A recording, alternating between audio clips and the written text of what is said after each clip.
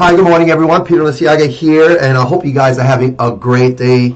I thought I'd come a little earlier online simply because I have a lot of things on my plate today, and I'll come on, and I always want to come on and just share some things with those of you that are following me, those that can benefit from the work that I'm doing, and also some of the things that I'm learning. But this morning, I wrote this in my journal this morning, and it says this: the most powerful forces in the world is to be consistent with the thoughts, ideas, concepts, and beliefs that you hold to be true about yourself. And that is what I want to chat with you about today, your identity. And it's something that really resonates with me, something that really, someone said something to me several years ago, and I'll share that with you in a couple of seconds.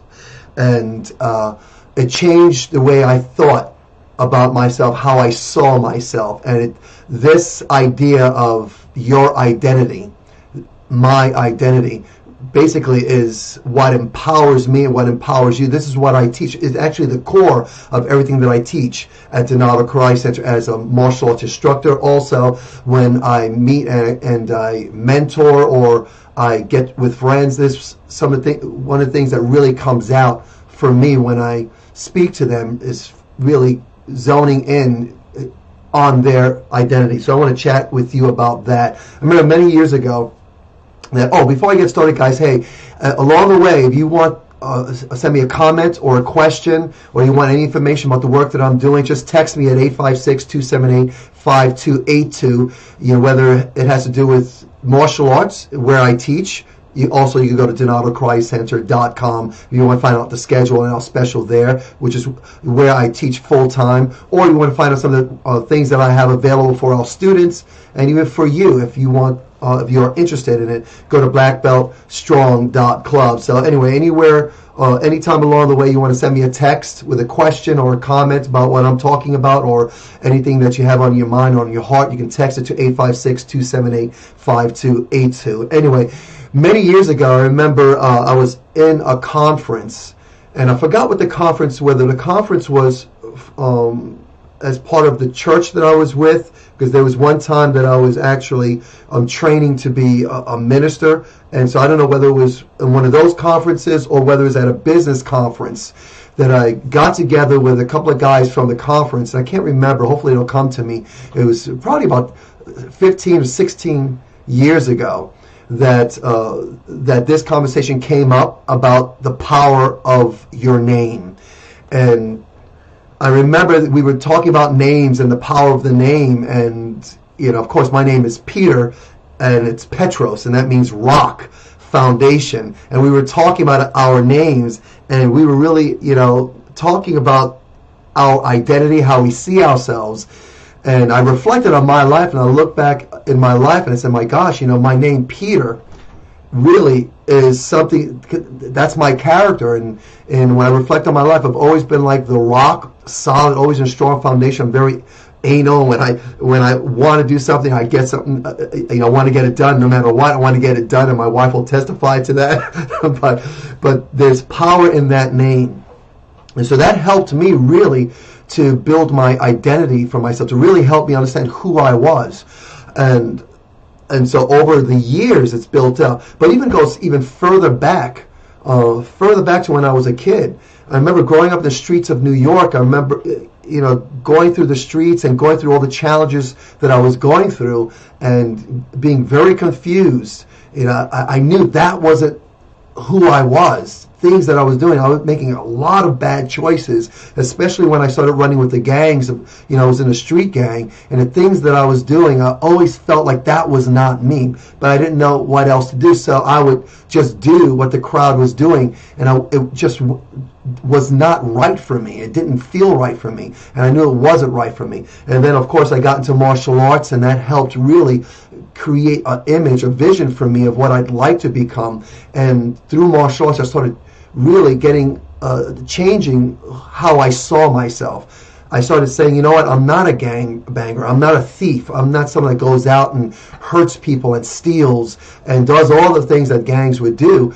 And my mind started shifting, and it was very incremental. It was very small, but I knew it was powerful. I remember one time, and I'll share this with you very quickly.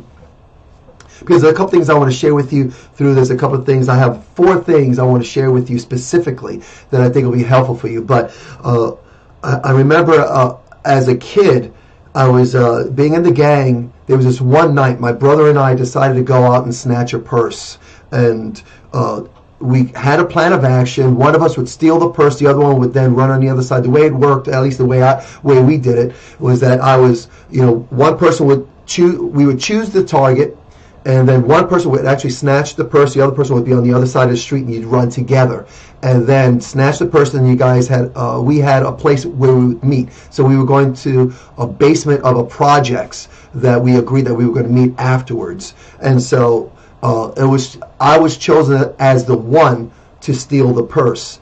And then, so we chose our target. It was a senior citizen, an old lady who was walking. It was probably about 8 o'clock at night during the winter time. So because I remember having my collars on, like in the gangs, you had a jacket that you had the name on, and then I had a bomber on top of it that covered my colors. So I was almost in disguise. So anyway, I started running, and the way it worked, you would run up to the target. I ran up to this lady, and then you would grab the purse and just keep running. And so I did that. I was running. I grabbed the purse. I actually grabbed it wrong. It fell all over the place. I remember hearing the lady screaming. And then before I knew it, I had police cars chasing me. There was about 2 police cars chasing me. And I'm running. And I remember I was about 12, 13 years old. And I remember thinking, this is not for me. This is not for me. And I remember crying and very upset, very, very scared. But because I'm an athlete, I was very fast and very agile. And doing, jumping over fences, I was able to get away and not get caught. And I remember going back, walking back to where our meeting place was at the basement of the projects. I remember saying to myself, "Man, this is not for me. This is not for me." And I went to the projects in the basement. My brother was there. He was laughing. Everyone else in the gang was laughing at how I didn't grab the purse wrong, and and I was running, and they were all laughing at me. But I knew in that moment, this was not for me. And that was the last time I did that, the last time I hung out with them. And then I started going on my own, becoming basically a loner. And so, but I knew that was not my identity. I knew that's not who I was. And I didn't know what I was going to do to get out, but I knew I did not want to be there. And so there's power in that identity, in knowing who you are and how you see yourself. And I did not want to see myself as a street gang member. I had no idea what I was going to do, where I was going to go. I was 12, 13 years old at the time, and so I continued, being in the streets, going through a lot of, mess up stuff, doing a lot of dumb things, but that was still in the back of my mind. Didn't know what I was doing, and eventually I left New York when I was 17 years old, just got out of New York and went to Florida, and then while I was in Florida, that's when I really I got rid of the animal in me. It took me about 2 years really to get this gang mindset out of me, and then I started building from there. And so that was my story. So the first thing I want to suggest to everyone, and this is what I did, I needed to find people that were higher level thinkers and higher level doers. And I know growing up in the streets and being in New York City at that time, which is why I left, I was surrounded by all these people that were negative. They were gang members, and there was a lot of abuse, alcohol abuse, drug abuse, all that. There was a lot of negativity in the world that I was living in, and there was no one there that I could go to that I saw that really took me to a higher level of thinking. I didn't know what to do, so I got out. And if I stayed in New York, everyone saw me as a gangbanger. Everyone saw me as someone that made a lot of bad choices. And so my identity was continued.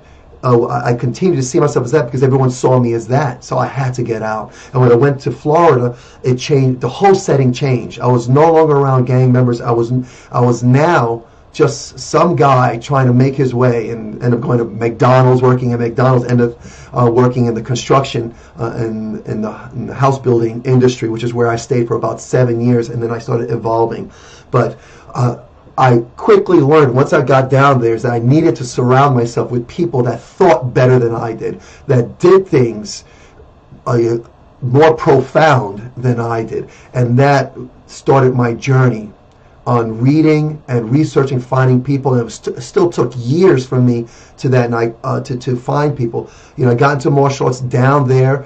That was helpful, but I was still very much a loner. I didn't trust anyone, and I trained on my own. I went to a school there, trained there, but I really did not listen to the instructor because I really didn't trust anyone.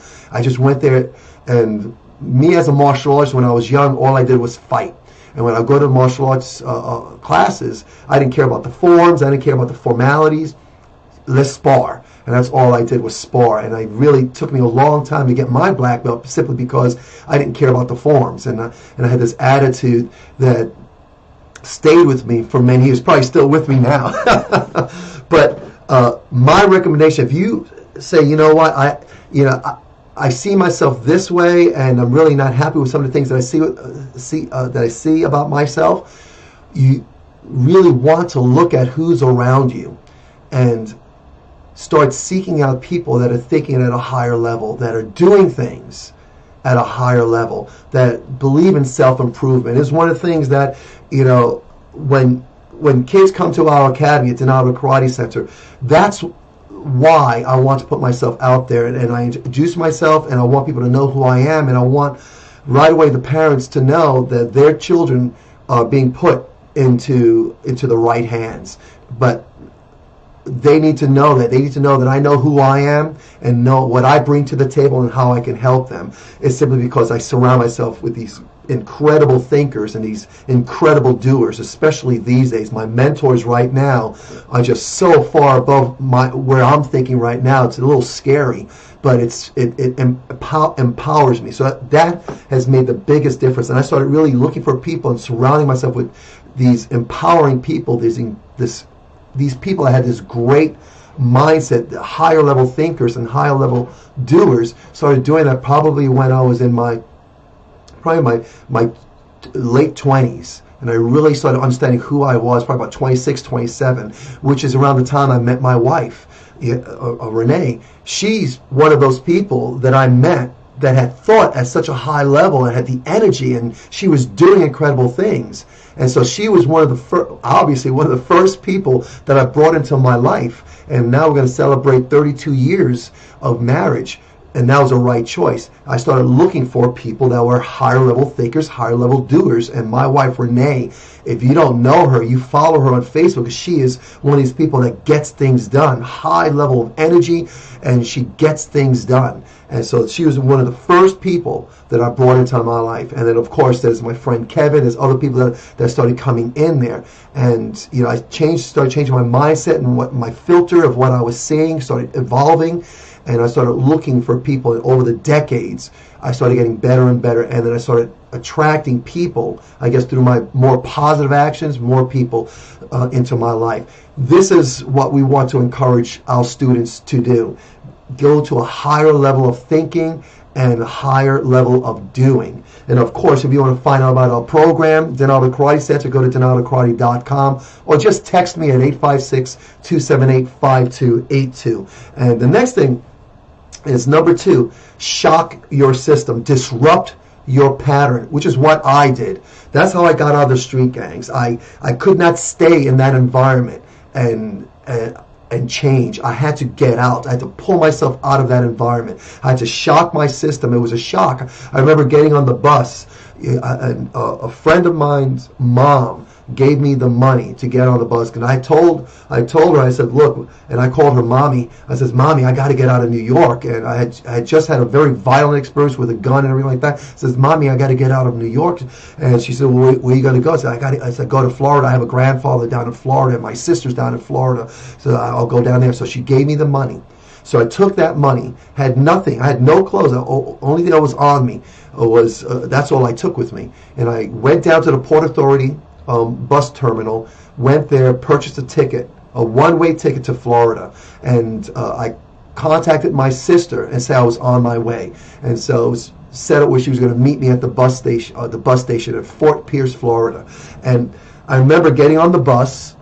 It was a 32-hour ride, 32 hours, and I had nothing to lose. At that point in my life, I had just turned 17. It was May, and I had just turned 17. My birthday is in May 9th. And I remember sitting on that bus knowing, the whole world was projects. That was my filter. I really truly believed that the world was projects and gangs and violence and drugs and abuse. That was my filter. That was my mindset. And I remember getting on the bus in Port Authority, and we were navigating through the city, and then going through Lincoln Tunnel, and we're coming out, and we're in Newark, and I thought it was bad, but then when I went to Newark, I said, oh my gosh, it's worse than I thought, because it stunk and everything like that. And so I was, in a way, hopeless. And then once we got past Newark, it took about 2 hours. It was 30 hours of openness. On that bus for 30 hours, there are people that I met and places that we stopped along the way, and I could not believe there were no projects. I could not believe the openness and how far we were driving. I'd never done anything like this before, and it blew my mind. It shocked my system, and it disrupted what I knew was my truth, and it blew me away. In that moment, I had this flicker, this spark of hope, and for some reason or other, I had a feeling it was going to be okay. I didn't know how, but it was like I was blown away by that. And it disrupted. So you want to shock your system. You want to change how you see yourself, or you want to take yourself to the next level. Maybe you're excited about what you're doing right now or where you are, but you want to take yourself to the next level. Find ways to disrupt your pattern. Okay, from your workouts, how you take care of yourself, to what you're reading, to who you're hanging out with. Disrupt it. Do something, opposite. If you get up late, get up early. If you go to sleep late, go to sleep early. Disrupt. If you don't read books, read books. If you don't talk, start talking. Do something that disrupts your pattern. This way you could then find out more about yourself. This is something that I learned that really helped me a lot, and it continues to help me. That I'm the kind of person I always need to be doing something new. And some people, a lot of people I know would say I have a very entrepreneurial spirit. And so even though I've been with Denali Karate for almost 20 years now, I have all these other projects that I do because I just need newness. I need to grow. I need to develop. And by doing new things, learning something new, it builds me up. And that's why I'm so great with video. That's why I'm so great with websites and audio. Everything that I'm doing right now is because there are new things I want to find out, and I want to build myself up. I want to empower myself and just grow and grow and grow. And that takes disrupting. Right now I'm in the middle of a course. I'm taking lessons with one of my mentors who, I'm being so stretched out. And there's other business opportunities that I'm taking that I'm being stretched. It's crazy. And I have the audacity to dream crazy, and I'm feeling myself being stretched. And so shock your system, disrupt your pattern. If you want to take yourself to a whole new level, and you want to see yourself, change the identity, how you see yourself, you disrupt your pattern, shock your system. So the next one here is stop what's no longer needed or working. But I'll focus on the needed part. I remember years ago when I was in Germany, I was doing a show in Germany. Those of you that may not know that I was a performing artist. That was one of the things that I did, disrupted my life by saying, okay, I want to be a ballet dancer. And then I went to New York and got into a ballet company there, and because I started putting ballet down in Florida. Again, a disruption, right? Disrupt my life and change the pattern. And I went up to New York. I got hired. I was dancing there. And as a performing artist, I traveled around the world. I did that. I met my wife in Hershey Park. She was a singer, dancer in the rock and roll show, and I was a dancer in the dance show. And we both met. I lived on top of the apartment above her, and we met. And from that meeting, we got married, and then we started traveling around the world, doing shows all over the place, all over the world, all over Europe, all over Canada, all over the United States, been out to Japan, so I traveled a lot as a performing artist. So there was this, one time I was in Germany, and I was staying in Germany doing a show called Starlight Express, and I was there for I knew I was going to be there for about 2 years. My contract was for 1 year, but typically I'd stay 2 years. This is my second time being in Germany with this particular show, Starlight Express. And I said, you know what, I'll go back there, but I want to get back to martial arts. I want to train in martial arts because, I knew the show, and it didn't take much for me to do the show. It was a hard show, very physical show, but I knew it. I had done it like 3 times, and I decided to start up training full-time martial arts. So I found this guy through a friend of mine who is a 4th degree black belt in Taekwondo. So he took me under his wing, and we started training during the day before I would work at night for the show. And I still had this violent mindset about me, and we would train, and I would always go for the knees or the throat or the groin. That's it. My martial arts was just destroy the person. And then one time I remember my instructor, his name was Arndt Malapre, incredible guy. He's got a martial arts system, IFCM, out in Germany. He's in law enforcement. He's a police officer. But anyway, we were training. And he stopped. He says, what are you thinking? He said, why are you doing what you're doing? Because every time I struck, I was either striking throat or the knees or the groin. That's it. And I told him, well, you know what? You gotta, kill or be killed. And I was giving him this thing like I was a street gang. He says, well, he started laughing. He said, Peter, wait a minute, man. You're not in the streets anymore. You're not in the gangs anymore. You're in Bochum, Germany. He said, it's cool. He said, you don't need that anymore. And I remember him saying that. I remember him saying that I did not need to think that way anymore. And in that moment, he was right. He was right, and I relaxed. And then from that moment on, I started really enjoying martial arts. And it was funny because I learned how to enjoy training in martial arts, very relaxed, and I really got into martial arts and appreciated what martial arts is at the core through Arndt Malapre. And I really learned how to have fun, how to laugh, and how to really enjoy the process, enjoy the training. And it pretty much set me up for when I came back to the U.S. and when I started looking for a martial arts school. And I went to a couple, but they were like this, very, stoic and very, but that's not what I wanted. Then I met Master Donato. Master Donato, he had this, a very fun spirit about him, and right away I connected, and I remember telling him a little bit more myself. He had this little smirk on his face and just nodded his head, and I really felt that this was the place I had to be, and that was back in like mid-1999, and I did a show again, then I came back, and then Master Donato said, hey, look, I want to grow, so come on and join us if you like. He says, come on full time, and let's see if we can build this together. And I said yes, and I've been with him ever since. The ups and downs of building a martial arts school has been pretty awesome. But the point is, if you want to grow and you want to take yourself to the next level, you've got to look at how you see yourself, your identity, and then evolve it and stop and maybe start thinking about what are you doing that you no longer need to be doing, and then get rid of it. So stop what's no longer needed. Okay, so number 4 is evaluate the story you're telling yourself. And this is something that's powerful for me because in my mind, and it still happens every day, I have to remind myself who I am today. Just like Arndt Malapre told me that one day, you're not in the streets, you're not a gang a member, you're not in a volatile environment, you're not being abused, you're not abusive, you're not this person anymore. So stop saying that to yourself, stop thinking that way. So there's this story that we keep, we go over and over about who we are, and it's a lot of times it's based on what's happened to us, maybe what's happening to us now.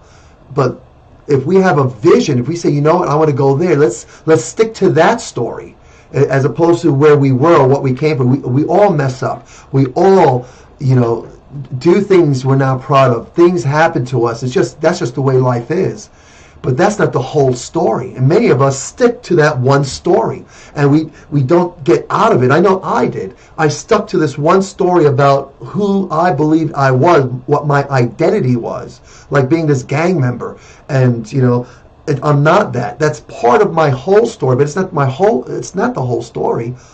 It's only part of it. And so what am I doing today with respect to where I want to go? So the person that how I see myself, the person that I see when I look in the mirror, I no longer see this person that was a thief, that was a gang member, that was violent, that was abusive, that went through the abuse, that went through the violence. I see myself now empowered, changing lives. And that's why it's so important for me on my journal, at the top of my journal, right there, I put the day, I put the date, and right underneath it, I put how many days I have until I reach my 100th birthday. And so my identity is someone that's going to be always growing, and I'm going to be here until I'm 100 years old. And every single day is building this person that I want to become, because I have this vision of myself when I'm 100 years old, and I look out to the people that are there in my life looking at me as I'm, getting ready to breathe my last breath. And in my vision, I want to look out to the people that I've touched, the people that have touched my life in a positive and powerful way. And my identity, my story that I'm telling myself is the legacy that I'm building and taking me to 100 years old. And so that's the story I'm telling myself. The story is, looking back how I changed lives, looking at the great-great-grandchildren possibly of students that are that were here maybe back in 1999. I have students that are coming back with their own kids at Donato Karate Center, which is pretty awesome. And then when I'm 100 years old, I have the grandchildren and the great-grandchildren of people that I've touched their lives, and there's that ripple effect. So that's the story that I'm telling myself every day when I wake up, when I write this down here. And on the top of my page here on my journal, that is a journal that I designed for myself, based on all the journals that I've used over the decades. This is one for me. I designed this for myself. And on the top, mindset for the day. And my mindset for today is warrior. Warrior. Not in the sense that I'm like this, but in the sense that I'm going to put up my guards and be aware of what's coming into my mind, and also what's going on in my mind and what's going out into the world. And it's got to be based on this story, this vision that I have for myself, the story that's going to be told, that I'm telling now as I live toward 100.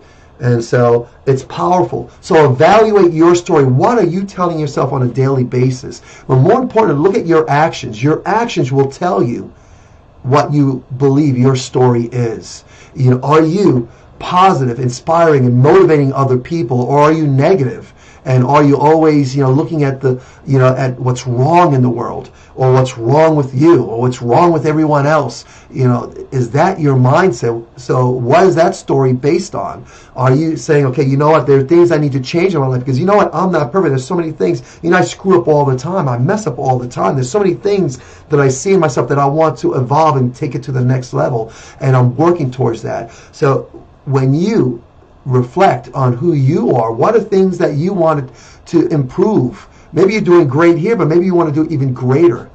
So think of these things. Evaluate the story you're telling yourself. And the bottom line is this. Be aware of who you are and your identity. And then grow it, build it, and then expand it, and expound on it, and then share it. Share it with the world, because there's one person out there, and my goal is this, I'm not so concerned, like what I'm doing right now, speaking to you, I know I'm talking to one person, you, and I may talk to, a dozen of you guys, maybe hundreds of you guys, but my concern is you. You're the person that I put myself out there to say what I'm saying for you, because there are people in my life that they were put in my life to say something, that one thing to me that made a difference. I remember once I was living in the streets in New York, and I didn't have a coat, and one of the families that they would let me stay in their home, and they would feed me while I was living out in the streets. I remember I didn't have a coat. The jacket that I had on was all broken and raggedy, and it was just a mess. And I remember they had a son that was a little bit older than me, and they went out and got a coat, and they got two coats. One was one of those pea coats, like a pea coat, it was a wool coat, 3/4 length coat that the Navy, like the sailors would wear with the collars up. We would call a pea coat, and then he had a snorkel, a coat we call a snorkel coat, like a winter coat that had the hood and the fur around it. So they bought both of those. And this guy, their son, was about the same size as me. He was a couple of years older, but we were about the same size. So they bought these two coats. And, as far as I know, they bought the coats for him. And they come home and then they say, "Peter, which one do you like?" I said, "So I like that pea coat one. That's nice. It's great. I think you should keep that one." And they said, "Okay, great. It's yours." And they gave it to me. And even now I get emotional on that, because them doing that planted a seed in me, helped build me to be the person that wants to go out and make a difference in other people's lives because of this one person's action. I remember another time when I was working construction down in Florida, and my boss, Russell, and I called him Russ. And one time I totally messed up. I did something really, really stupid. And I was one of the best workers there, but I was 20 years old. I was, trying to do all kinds of things and make money. And, so I was doing a lot of side jobs, which is against our policy. And, and he called me into the office and he started reaming me on doing that. I'm trying to excuse myself, but then he kept at it. And finally I remember blurting out to him, "Well, I'm not perfect." And I remember all of a sudden, the energy in his office got calm. And then his face went from red to this calm state. And he looked at me, and his very calm voice, at least that's my memory of it, calm and loving voice, he says, "Peter, I know you're not perfect, but I want you to strive for it." And again, I get emotional because that was a seed that was planted in this moment in my life by this one man that to this day resonates with me. And so I come online, I share what I share, knowing that one person needs to hear one word that I have to say, and it's going to make a difference in their life. So the bottom line is, guys, this: be aware of who you are, what your identity is, and build it. That's what I want to do. That's what martial arts does for me. That's why I teach the way I teach. And that's why more often than not, I'm not perfect. I make a lot of mistakes. Sometimes my mood it gets disrupted by my emotions, but I'm more disciplined than I was than I've ever been in my life. When you come see me teach a class, you'll see more often than not I have patience. And this is one of the main reasons why, if I have a student that has ADD or ADHD that's all over the place, that it does not disrupt me, because that I'm there to give that child what they need. And I'm not there to get out of the relationship what I need. Now, if I were to get out what I needed in the relationship, what I need is to pay back all those people that came into my life that helped me become the person that I am today. So every time I teach on the floor, that's me saying thank you to all those people that were in my life. And I'm so aware of the fact that these people touched my lives and planted seeds in me that kept me being encouraged and moving forward, kept the hope in me so that I can be the man that I am today. It keeps me moving forward. It keeps me on the front line of being a parent and being a teacher and being a community leader.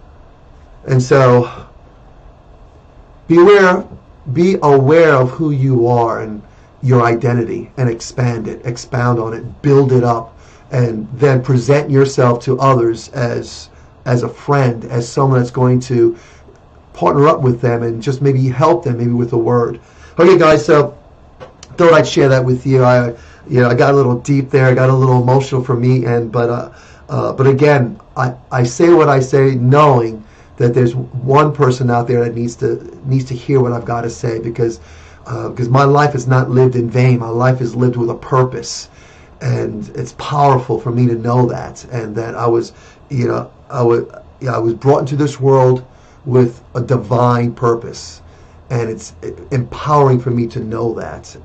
Especially when I grew up thinking that I was trash and that I was garbage and that I was useless. Now it's like the other way around. So guys, I'm going to go ahead and leave you guys. I got to get to my next session. I have a session at 11 o'clock. I got to prepare for that session. If you want to find out about our program, Donato Karate Center, if you live in Mount Laurel, I highly recommend, please visit our school, Donato Karate, in Mount Laurel. Go to our website, donatokarate.com. Find out what our schedule is. You can also find out about our special for our new students. Please try us out. I'd love to chat with you, talk with you, share with you, find out more about how I can serve you as an instructor, be a partner with you as you raise up your child. If you have a child that's 3.5 years old or older, because we teach as young as 3.5 years old, give me a call, 856-235-0414. That's the school number. Or you can text me directly. Text me on my smartphone right here, 856-278-5282. And if you want to find out more about the stuff that I create, for our students, even for you, it's open. It's available to everyone, from my journal to the book that I created. Martial art, Parent's Guide to Martial Arts. I have the Black Belt Strong Training Journal right over here. There's different things I have available for training. I have the jump drive with training on it. So it's different things there. So go to blackbeltstrong.club and you find out what's there. Other than that, guys, you guys have a blessed day. Thank you for spending this time with me. I hope to see you guys soon. Again, text me with your comments, your questions, 856-278-5282. And let me see who came on board before I sign off here. We have a couple of comments here. Mrs. Dash, thank you so much. I appreciate that. No, she says here, I love it. Your name, Michelle, gift from God. That's awesome. You are a gift. The work that you're doing, you truly are a gift. And she says, proud of you getting out. That's not an easy thing to do. And you're absolutely right. Absolutely right. Absolutely right. She also says, you totally have that entrepreneurial spirit. Yes, I do. And personal growth. I love it. Okay, I appreciate that. And Colin McGill, I saw that you had joined in. I don't know if you're still here, buddy. But, hey, thank you for chiming in, guys. If you want to send a comment to me, you can do it right here in the comment section or text me, 856-278-5282. Have a blessed day. Thank you so much for spending this time with me. Take care.